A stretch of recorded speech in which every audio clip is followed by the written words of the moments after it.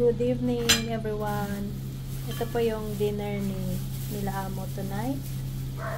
Fish head naman tayo. So, ang nilagay kong ingredients niya yung luya. Cut ko siya ng ganito. Tapos merong bawang, minced garlic, konti lang. Tapos may black bean. Ito yung black. Tapos cornstarch, light soy sauce, saka oyster sauce, saka konting asukal. So, i-steam na natin yan ng mga 15 minutes. Kasi gusto ng amo ko yung pati yung tinik niya is malambot na malambot. So, i-steam na natin. Kumukulo na yung tubig. So, lagay na natin siya. Takpan muna natin and 15 minutes. At ito naman yung para sa amo ko, fried fish. Yung grass carp na isda. Ayan yun. Yung steam kasi para sa amo ko. So, ito yung para sa amo kong lalaki. Para naman sa ibang ulam nila amo, nag-take out na lang kami ng chicken. Shredded chicken with sesame seed yan eh. Ayan, binili namin yan sa labas. Tapos meron ditong pickled na bamboo shoot. Ito yung gulay nila, lettuce, sanchoy. I-stir fry ko lang siya ng garlic. Tapos ito yung sauce niya, oyster sauce saka light soy sauce. Tapos 3 kutsarang tubig lang. Panggisa lang natin. Tapos saka natin ibubuhos sa lettuce mamaya.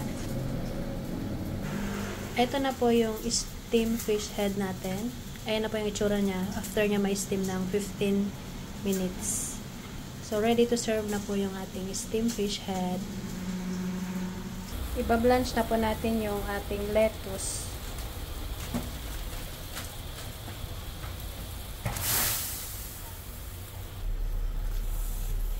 Takpan muna natin ng 1 minute. After 1 minute, i-drain po muna natin siya kasi may para mano po yung excess water niya. Yan lang muna siya sa strainer. Para naman sa sauce ng ating lettuce. So, nagpainit ako ng mantika. Ilagay natin yung garlic.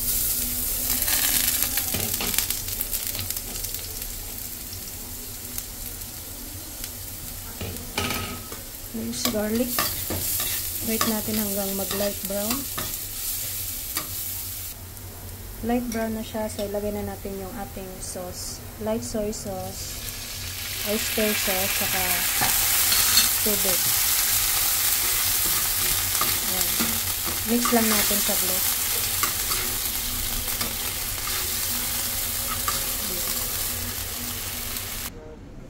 So, ito na yung ating lettuce. Parang na-overcook siya, guys. Ilalagay na natin yung sauce sa ibabaw. Yung ginisa natin na garlic kanina. Yan.